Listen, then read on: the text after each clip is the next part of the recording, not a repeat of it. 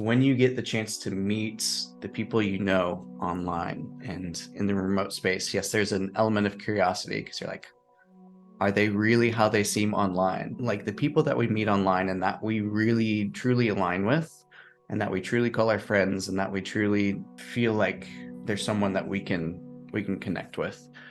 When we see them in person, it's a unicorn. And so knowing that I can connect with people like that online, and then once I see them in person, then it's like, holy shit, like this is actually real. Right? And then it's no longer like remote. It's not just like something that I see on the screen, right? I can see Yeah. Chris Williamson on the screen. I can see Alex Ramosi on the screen. I can see all these different crazy, amazing people on the screen.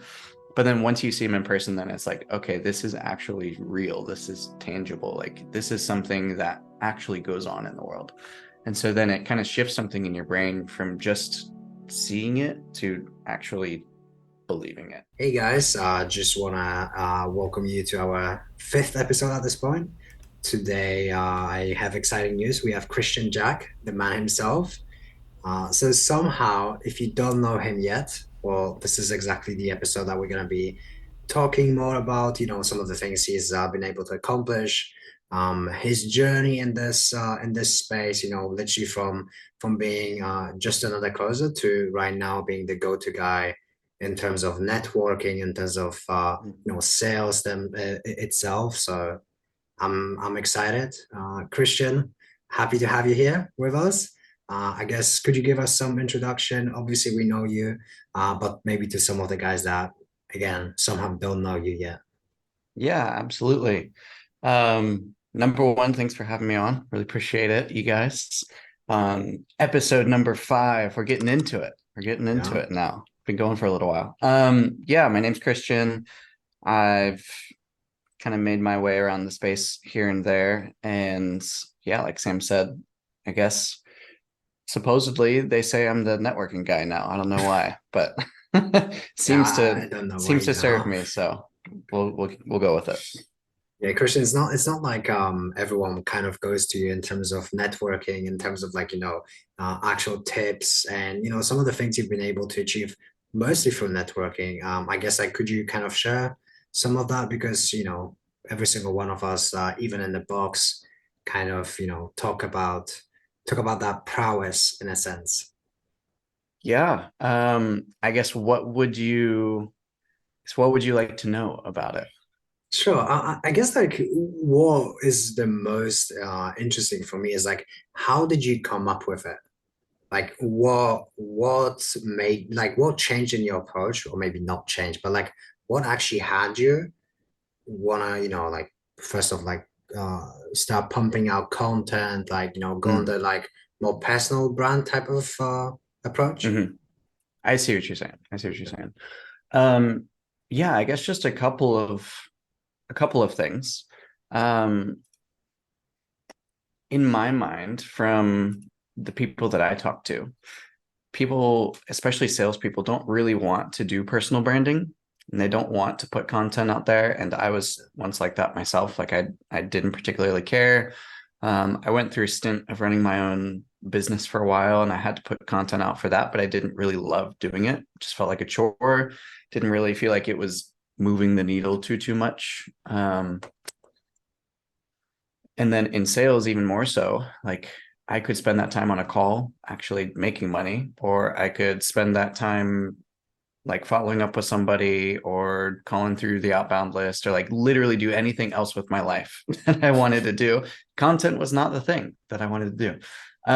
But in my mind, I think about people like Gary Vee or like Ryan Pineda, people who have really blown up their life and their business because of social media. Because at the end of the day, the internet, social media is something that we have in our modern age that blows everything else in like human history out of the water. Like the idea that you can connect with literally anybody in the entire world at any given point in time in like 2 seconds, it's a wild opportunity. And so for me, it was it was more about taking advantage of that opportunity, knowing that it was there and looking at things in a different light rather than thinking of it as like a chore or as something that I had to do. It was something that I got to do, right? It was an opportunity that I could take advantage of for myself, just like lots of other people have before me. So I figured maybe I can make more money taking a sales call here. But if I can put myself out there and other people can know who I am, then I could make 5 times as much on that same hour-long sales call somewhere else in a couple of months. So it's just playing the longer game rather than focusing on, like what can I do today? While that is a good thing, you know, there's times where you focus on the present and times where you focus on the future. And perhaps for someone, I'm not pointing fingers, but I'm definitely to blame for it. For someone that is obviously not at the level that you are at the moment, it's like I know you didn't start at that level, right? But like Mm-hmm. I feel maybe it's some perfectionism that limiting beliefs, something I definitely have to overcome. When Mm-hmm. you don't have that successful track record, when when you can't really share much of like your closing success, etc. What's the sort of I'm not asking you to give clear guidance like okay this is the type of post, but like what would you Sure. be kind of what would you be kind of advising, like what's the sort of value that we can bring to the table where we Mm. perhaps don't have something one and zeros in terms of closing. Good question.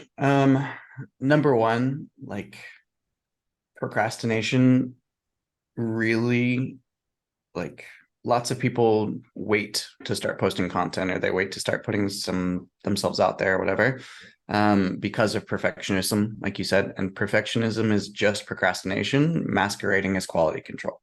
And like you Yeah. can say all you want that like you're waiting until X or Y or Z, but like as a salesperson, like if somebody comes onto your call like that, like you're probably going to Yeah. need to smack them around a little bit, right? So number one, just smack yourself around a little bit if you're procrastinating.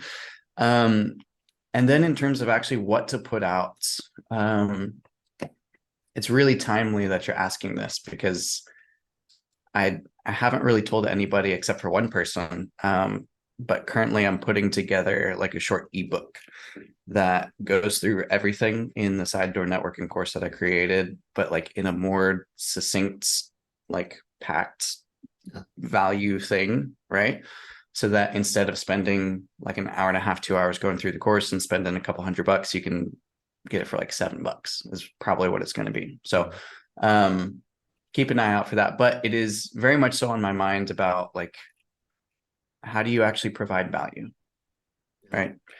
Um, Lots of people will make posts or message people or whatever and not really be sure how to go about it. And there's really a couple of key things that are valuable to everybody and really easy ways that you can figure it out. So, number one is taking a look at the content somebody else puts out, right? So, if I think about, for example, if I were to really want to provide value to and like connect with somebody who's much higher up in the social hierarchy than me, say like Right. Bill Walsh, for Yeah. example, right? Number one, I can look at his content and figure out exactly what's valuable to him. Simply put, like you can read through his stuff, you can see the pictures he posts, you can see all of the things that he puts out. And if he's putting it out, then that means that he values it. If he didn't value it, he wouldn't be putting it out. He wouldn't be spreading it out into the world, his ideals, his philosophies, his beliefs, what he cares about, what he doesn't care about, all that kind of good stuff, right? So that's the easiest one. Number one, just look at somebody's content to figure out what they value. Um, and then there's like 3 other kind of subcategories within that pretty much everybody values. Depends on which one they value more than another, which one they tell themselves they value more than another, is different than what they actually do. But number one is time. Everybody values time because it's the one thing that you have that you're never getting back. Duh, obvious. Number two is knowledge, right? Knowledge is, again, something that like you can gain, but it takes time to do so typically. And then the last one is connection. because connection can save you both time and knowledge. So for time, for example, if you can figure out a way to save somebody time, if you can figure out a way to help them leverage their time better, if you can figure out a way to help someone be more efficient with their time or put more time into something by taking away less time from something else, then that's something where you can provide value, right? Just figuring out something where you can help them with their time. Number two is knowledge. So most people, especially in today's day and age, we're in kind of what some people refer to as the knowledge age. Yeah. Think about like back in the 50s, 40s, 50s, 60s, it was the industrial age. Now we're in the knowledge age, right? Before it was just like go to the factory, work, that's how you make money, right? But now the people who make the most money are the people who have the most knowledge. So if you can figure out a way to provide knowledge to somebody on a topic that they particularly care about, then that is another way that you can provide value, which again, you can go back to people's content. You can see what they like to have knowledge about, right? If you send me a post about like real estate, I couldn't give less of a shit, probably. If you send me a post about maybe like swimming or health or like working out or diets or watches, right? Or anything that I actually care about, like I'm going to be blown away that number one, you realize that I care about it. And then number two, that you're helping me learn more about it that I care about, right? So that's a huge one, knowledge. And then the last one is connection. This one is kind of a hybrid because if you connect with the right person, they can save you time and save you knowledge, right? If I connect with somebody, for example, who knows exactly how to put together an ebook, something that I care about that I'm trying to do, number one, they can save me time because I don't have to work on the ebook as much. They're going to tell me exactly how to fix problems I didn't even know existed. And then also they're going to be able to share their knowledge on, you know, what they've learned in their area of expertise on that, right? Simply put, if you can connect people, you can save people the other two kind of commodities. So yeah. What are you going to call So it? many golden nuggets. Golden nuggets. I just finished writing that page of the ebook last night. That's one page. There's going to be like 30 of those in the ebook. So and speaking, a little plug for that. Oh yeah, definitely. Let's do it. Speaking of plugging and side on networking, like we've seen the reviews, we've seen happy customers. I know Sam himself has been through it. Like what would you say actually prompted you to, I suppose, come up with helping others? Like what actually was behind you wanting to kind of make your own offer and like the process behind setting all of this up?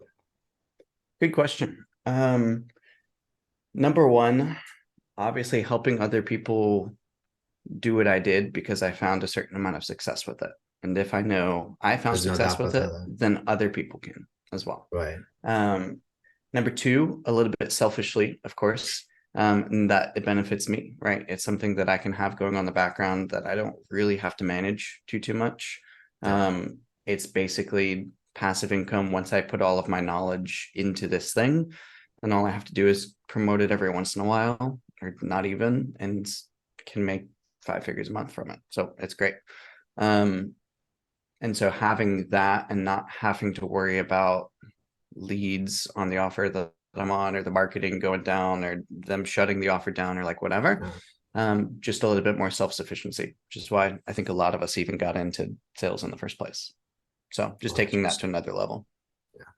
And it's quite interesting how, you kind of are a testimonial to even the offer itself, because you don't necessarily have to you don't have to go out and seek, people to actually jump into that offer. That offer that you created is going to grow in itself just solely because of, you doing what you're doing right now, which is moving and shaking the place, this industry around. So I suppose it's fair to say. Yeah. So yeah. But Christian, that obviously wasn't always the case. Like, I assume you didn't just you didn't just kind of how I popped out of the womb was just ready to go. Precisely. So I guess like like from my perspective, we have a friend in common, Cameron. Mhm, When he mentioned you to me, it was a story that I personally vibed a lot with. It was in a position mm, where I was in a position where I thought from his story, you kind of were in as well, which is, not necessarily being the best closer, and mhm, I could resonate very well with that. I wasn't that closer, but my dream was to turn it around like you have.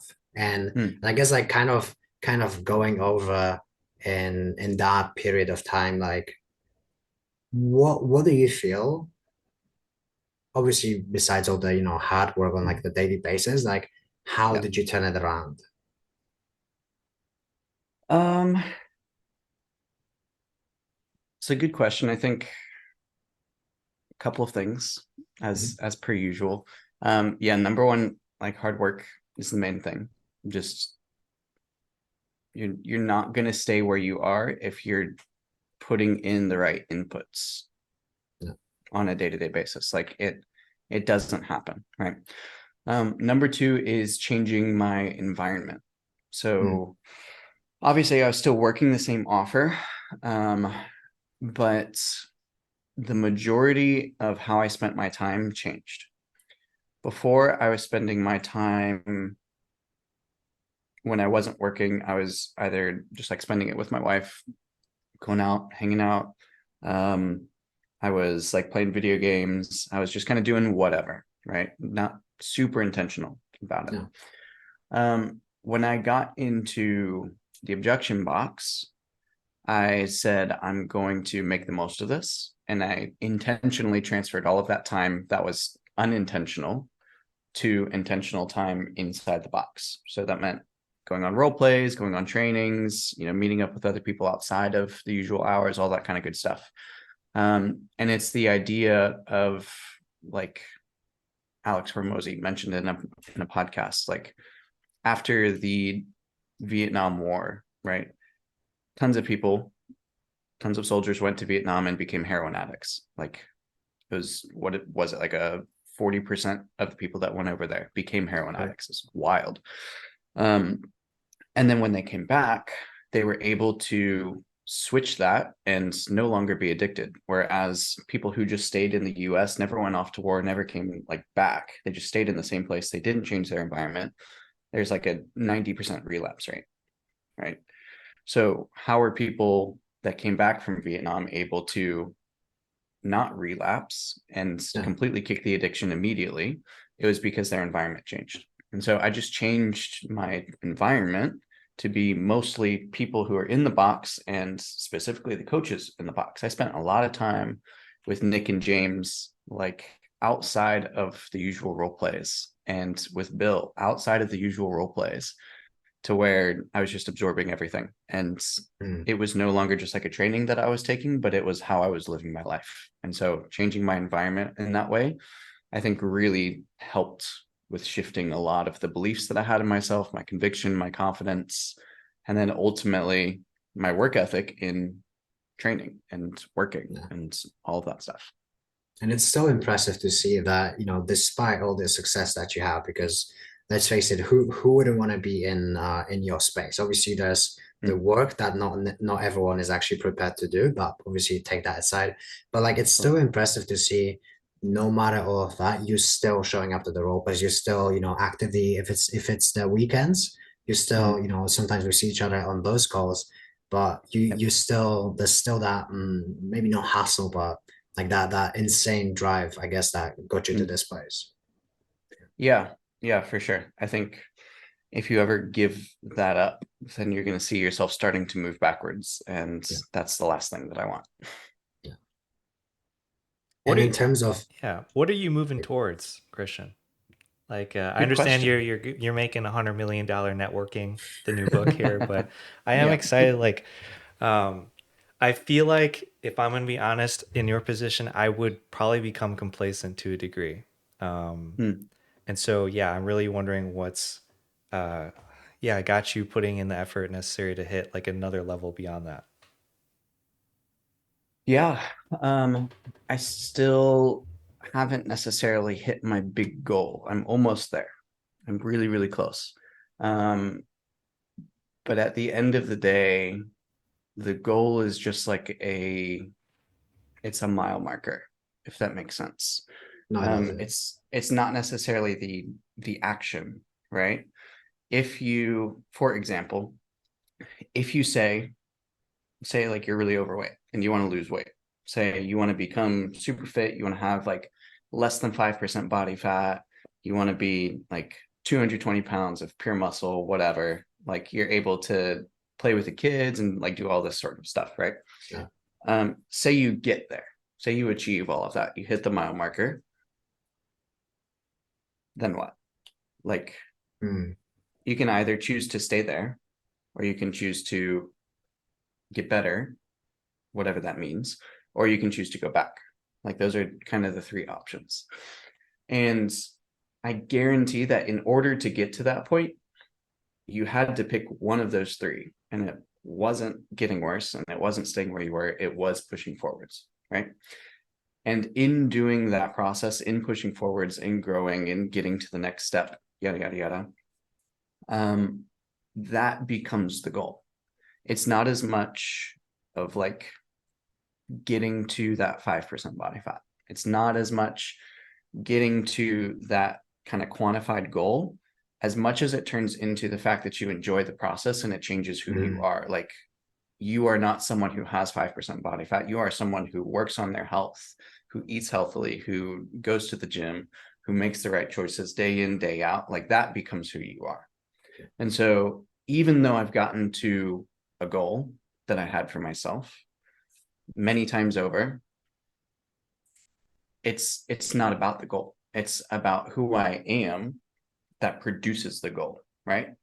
If I am a certain person, if I act a certain way, if I make decisions in a certain way, then the goals are going to come one after another, like clockwork, right? Yeah. So then it's kind of irrelevant to think about goals. And it's more important to just focus on like, am I actually being the person that I need to be, right? Like Alex Hormozy, I love the dude. You can hear me bring him up I a lot. love that. Yeah. But he says like, you know, what was I gonna say? Shoot. I It think I just slipped think my mind. I think on that, and I'm not sure whether this is what you want to say, but Uh-huh. I had a conversation with Paul Tolley on that Mm-hmm. on that identity, kind of assuming the identity of the person that, let's say, I struggle with exercising in the morning, and I think of, okay, like what would David Goggins do in my position? He would tell Mm-hmm. you, get up from the bed, do your fucking workout, right? Is that what you Yep. wanted to say? It was gonna be, I just remembered it. Thank you Oh, for helping. It's basically the idea that if you were to create the version of yourself that you want to be, yeah. say Sam 2.0, Sam 3.0, whatever, 10.0. Um, There's two Sams this though. is yeah. So this is the Sam who is, peak health. This is the Sam who makes the money that he wants to make. This is the Sam that has the family that he wants to have, has the stability, like all the things. Um, what would you put someone through to become that person? Right? Would Mm, you put them like, would you just give them everything that they needed to immediately become that person and not make them work for it? Or would you put them through shit? Would you put them through damn. bad stuff to help them learn to overcome those things to become that person? Right? And it's a little bit of an interesting idea, but like, what would you put yourself through if you could take yourself out of your body, be like a third person? You look at current version of you and you look at future version of you, and you say, like, what needs to happen to get this person to become this person? Then it becomes super duper clear. Yeah. And like the shit that you're going through now becomes not as much of like shit, but it becomes what's necessary in order to get you to from point A to point B. And So that's how I suppose you fall in love with the process, because you kind of know, mhm. like, okay, I'm going for this because I know where I'm going, in a sense. Yeah, exactly. Exactly. It's not meaningless anymore. It's pretty cool. There's another and I was just on a chat with one of the closers on my team the other day talking about this, and I still haven't been able to find the name of it again. Maybe you guys would be able to help me, We can but try and find it. Yeah. for the life of me, I can't find it. It's somewhere in my notes. I can't find it. Googled it, can't find it. But lots of people will have like a sense of optimism, right? If they're going through something, to say, oh, this isn't going to be forever. Like, I'm looking towards this goal. This is going to be something that comes later on. But ultimately, if you just have optimism, if you're just looking towards something that could be, you're never really going to have the results that could be. And it's like some sort of principle, I forget what it was, but it was named after a general that came back from the Korean War. Or maybe not a general, he was like a lieutenant or a colonel or something, but he lasted longer than all the other prisoners of war in the Korean War. He was captured, he was in the Korean camps for years, and he outlasted every single other person that was captured with him. And he said when he came back and was interviewed, people asked him, like, what's the difference between you or like people that lasted a long time versus the people that just like committed suicide early or gave up early or whatever. He said that the people who gave up first were those who had just pure optimism that, like, this is not the end. This is, just temporary. We're going to get out soon. We're going to be rescued, yada, yada, yada. Those were the first people to die. Like, those were the first people to lose, quote unquote. Whereas he, and the people who lasted the longest, he said, had not only that, they still had that. They still kept their eye on the goal, but then they also had a willingness to look at their current situation for what it was and not like fantasize it. Like, dude, this sucks. We're in a shitty situation. This bad stuff is happening. Like A, B, C, D, E, all of this sucks. But also, here's the goal. And keeping a solid foundation of what is now, what reality is, and also what the goal is, and not just living in fairy tale land that this is the goal, right? So I think having a combination of both of those. I see you smiling, Sam. Did you figure out what it was called? Yeah, it's something from high school that we learned about. It's called, I believe, the 4 stages of competence. Does that Okay. does that ring a bell? It's like there's It rings a bell, but I don't know that it was it's very exactly what I was similar. thinking It's of. like there's unconscious incompetence, there's Mhm. or there's conscious incompetence. So it's like people will go in, thinking that um that like they'll be pretty good at it like right off the bat, and then Mm. then they get into the thick of it and they realize that that's definitely not the case, and so they Mhm. realize their flaws and what they have to work on, and then at some point you become consciously competent, and then Mhm. at some point it just becomes ingrained in you, and that's not something you have to think about. And when teaching other people, maybe you're doing all these little minor things that you can't explain very well because you're just Mhm. unconsciously doing it at that point. And so Mhm. at least that's what I see it as anyway, but it's Yeah. probably something else, like if judging by It your like reaction. starts with a P. It's like something's law or something's principle or something like that. Mm, But I can't remember it for the life of me. I've been trying like for the past few days. I Well, can't find it. yeah, that must But be maybe can nagging. someone Somebody's maybe can gonna someone find help it. us. Somebody's gonna yeah, find it. So they will. It's cool. Comment below if you find it. Let me know. 100%, yeah. 100%. You gotta get that interaction down below as well. That's right. Yeah, yeah. But Sam, I'm sure you have questions for Christians as well. For Christian as well.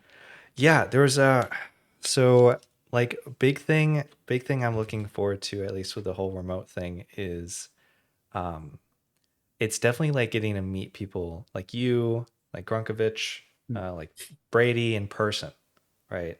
And Mhm. I remember you had this one project going on. It was like, was it sales suites or something like that? Mhm.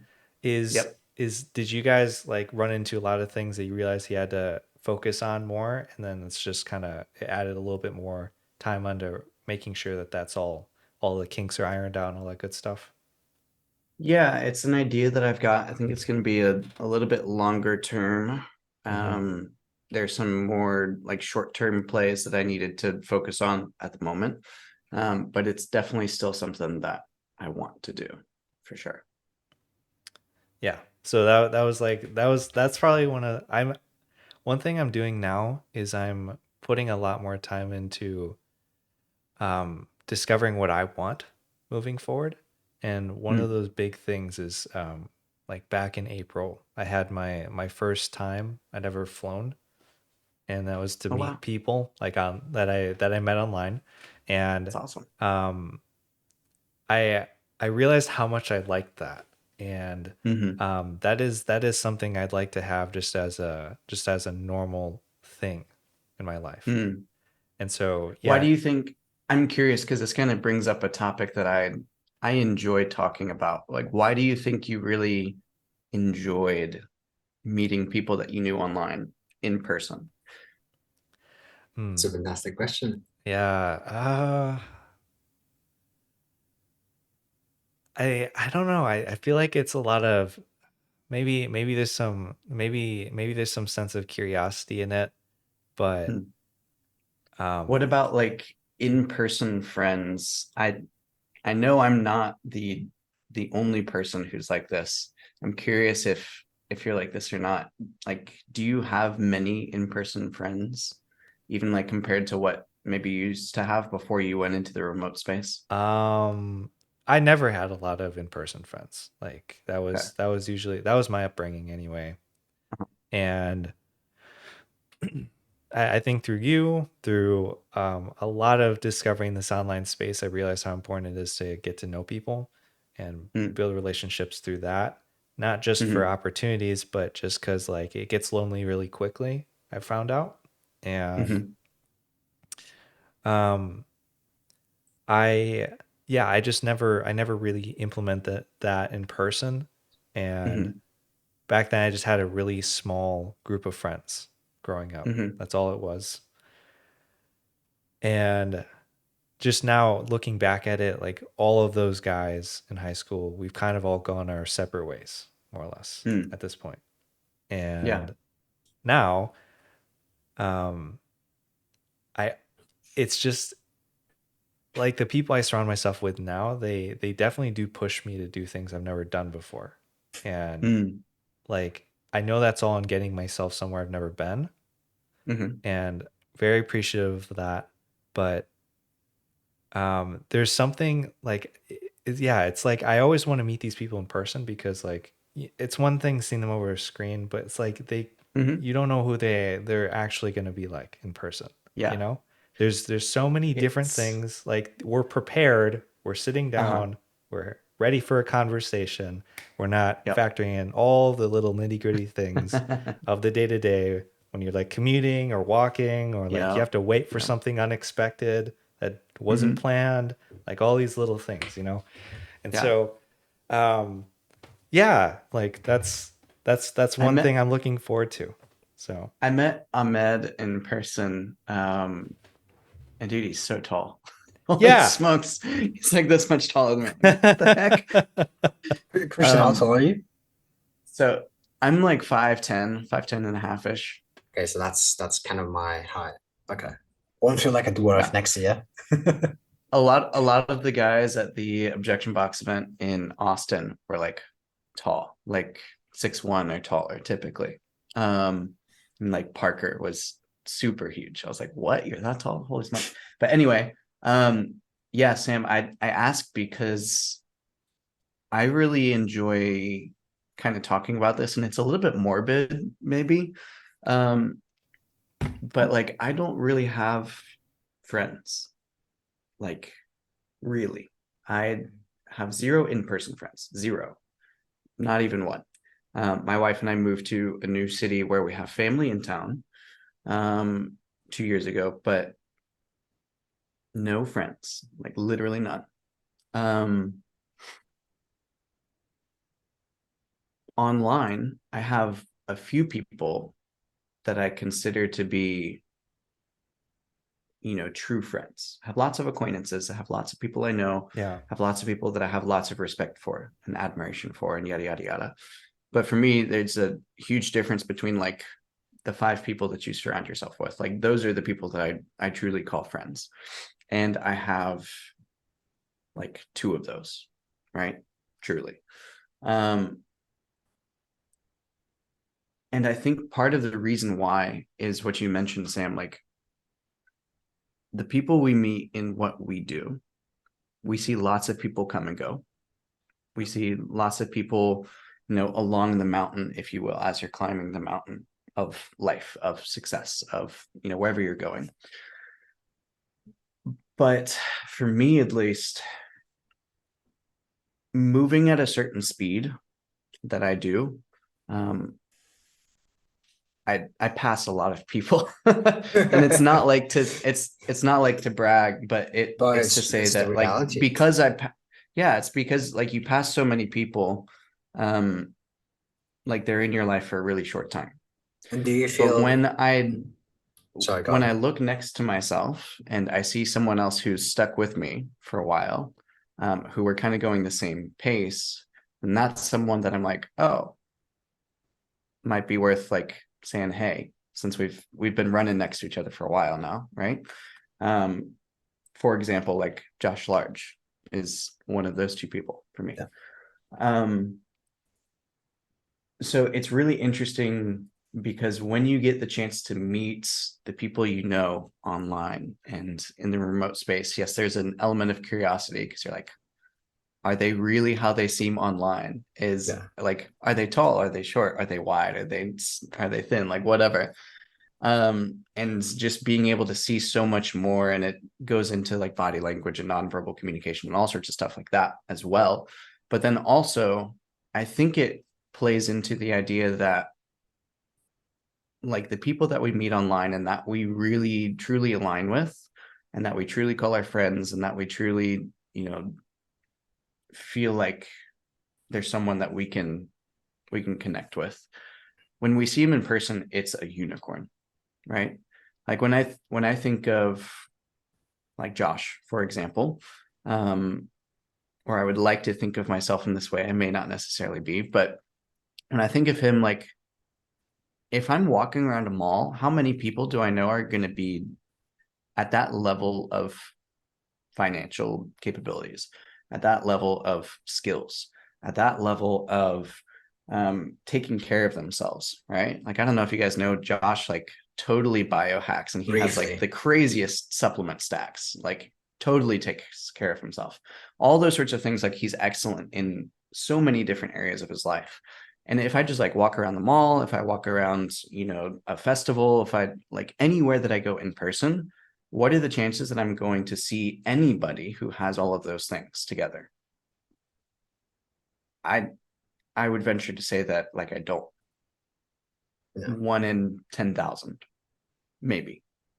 And so knowing that I can connect with people like that online, and then once I see them in person, then it's like, holy shit, like this is actually real, right? And then it's no longer like remote. It's not just like something that I see on the screen, right? I can see Yeah. Chris Williamson on the screen. I can see Alex Ramosi on the screen. I can see all these different crazy, amazing people on the screen. But then once you see them in person, then it's like, okay, this is actually real. This is tangible. Like this is something that actually goes on in the world. And so then it kind of shifts something in your brain from just seeing it to actually believing it, I think. Do you feel like that it gives you extra drive to kind of strive towards like that same excellence? Absolutely. Yeah. Absolutely. Like going to the objection box event in Austin, seeing Bill, for example, like that was like a shift. Like it's real. Seeing Yeah. Nick in person, for example, dude, Nick is fucking jacked. Holy smokes. The dude is Uh, beast. He's ripped. And he's also like, I don't know how tall he is, maybe like 6'1", 6'2". So like he's not a small jacked person. Like he's a big jacked person. So it's really cool to meet everybody in person and see all of the things. And you can definitely tell a lot more about a person in person, in my mind. Maybe it's just you all the don't get to Chase Hughes see like, stuff. yeah, yeah. But yeah, it's really Persuasion. cool. Not Mhm. persuasion. Sorry. That one book by Chase. I know it's in the program. 6 Minute Xray. Yeah, that one. That's a really good one. Have you heard of Chase Hughes, Sam? Me? Yeah. Okay, you probably don't remember, but we did talk about him briefly at one point in the past. Okay. I did buy the 6 Minute X-Ray. I gotta read that actually. But I read his phrase 7 book or something like that. It was a Mm, fictional book he wrote. Um I mean it does a good job kind of interest or like piquing interest in like what these little things are that he introduces in the book that hmm. are things that he likely uses in real life, you know? And Yeah. so, um, yeah, I gotta read that book now. It's just like Yeah. there's a never ending list of things you got to read or watch, and I guess that's Yes. kind of nice. So Cameron introduced me to Chase Hughes, and oh my gosh, kind of seeing how Cameron navigates himself, like Mm, even on camera, which is extremely hard. It's given me just the fact like in the past, something that he pointed out is like, Sam, you like those like doors on the car, just kind of like this in a conversation. So kind of like even taking those small steps to, like, nod a little bit slower, be more like in water, in a sense. But yeah. it's those little things that actually change how you appear, and even if it's just over the camera. Yeah. Absolutely. Absolutely. It's pretty crazy. I was I bring a lot of his stuff into my sales conversations in terms of like the human needs map. And like what people need from a social conversation. Lots of salespeople will have troubles with, for example, like really A-type personalities, like real estate Yeah, agents, insurance agents, like people who are kind of a little bit more aggressive in their approach and their style and their mannerisms, all that kind of good stuff. Um, something I just went over with one of my guys. We're going to train more on it on his one-on-one call this week. But just learning like what does someone like that actually need from a social interaction? Like why are they the way that they are? Um, and once you like understand the why behind it and like how to release chemicals in their brain that align with who they want to yeah. be and like allowing them to feel safe and all these sorts of things, then it just becomes like a cheat code. It really does. Chase Hughes stuff is wild. It's wild. Highly recommend. Is correct me if I'm wrong here. Is it along the lines of, let's say someone is more of a like their needs is in like being accepted in the community, Mhm. that sort of stuff, and just like kind of tailoring the approach, and like let's say even Correct. through the sales conversation, kind of mentioning some of the things that would maybe open them up, like Yeah. even an example, let's say in the pitch, we kind of put emphasis on the community, and that they will Mhm. feel. Yeah, all right. Yeah, absolutely. If somebody, say for example, there's an acceptance need. So this means somebody who really wants to be part of the crowd instead of standing out from the crowd. They really want to be part of a community. They want to be associated with a certain thing. This is people who maybe like wear their sports team merch all the time. Like they want to be associated that they're part of that club, Yeah, or somebody who wears like an alumni shirt all the time, right? Want to be part of that club, or somebody who even dresses a certain way because it's accepted by people who are doing what they're doing, right? Same thing. So if you have somebody like that, you know that number one of their goals is to fit in with the type of person that they want to be. So if they want to be someone who has the income that they want to make, they want to do it remotely, for example, yeah, they want to have that complete freedom, like they want to associate with that crowd, right? So then you can bring elements of that into the pitch and into different parts of the conversation. And then also conversely, if they want to be part of the crowd, then one of their biggest fears is standing out from the crowd or being alienated from that crowd, right? So you can also use elements of that to be like, dude, you're on your own right now. Like there's nobody around you to support you. Like, yeah, so what we're going to do is we're going to bring you in. You're going to be a part of the community of people where you can tap in and we're all going to really support you to get to that goal. Right. yeah. So I little things like suppose that just really just release fireworks of yeah. chemicals in somebody's brain. I suppose Pretty what's crazy. the most that I guess I have respect for is like, how do you go about, because like as you start like sales conversation, you don't like before like you don't really have notes, all that stuff. Like this is something you have to figure out on like, well, I mean, some of this does do, right? But like you have to figure out like what type of personality they are and like kind of improvise on Mhm. that. So like kind of on the social acuity, like social skills. I wonder because like we know how it is. Like obviously there's people that are born with more charisma Mhm. and all that stuff. But like at the end of the day, what do you personally do to like constantly improve those social skills? Social skills in terms of In terms of like, like, yeah, like in terms of being able to properly identify the person, mm, how to essentially lead a conversation with just about any type yeah. that you're around. I mean, it's just constant work on it. So, like for myself, in my notebook in the back, I have sheets in there that is like the compass that Chase talks about with a couple of additions based on Yeah, what I've learned.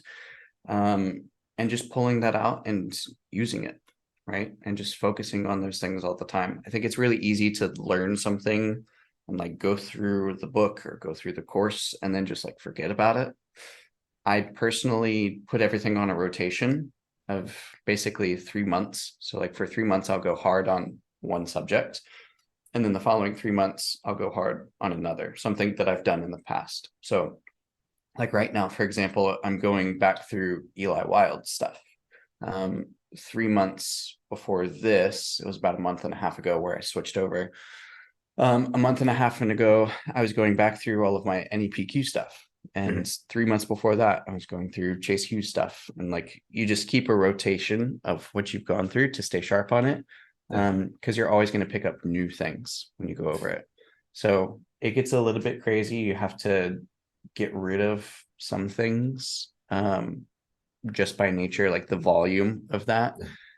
yeah, At first, you can do that, and then a few years down the road, I'm going to have so much in that vault in that rotation that I'm going to have to like yeah. figure out a better way to go about that. But for now, it works.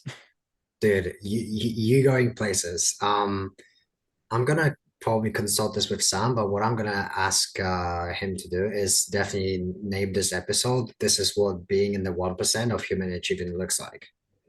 Because it's like you're at the beginning of your journey. Like you're not Yeah. capped out. You're still going up and up and up. And it's just amazing and an honor to be kind of in a place where we get to interact with you. And one thing that stood out to me as well, obviously besides the grind, the achievement, is like how humble you are still.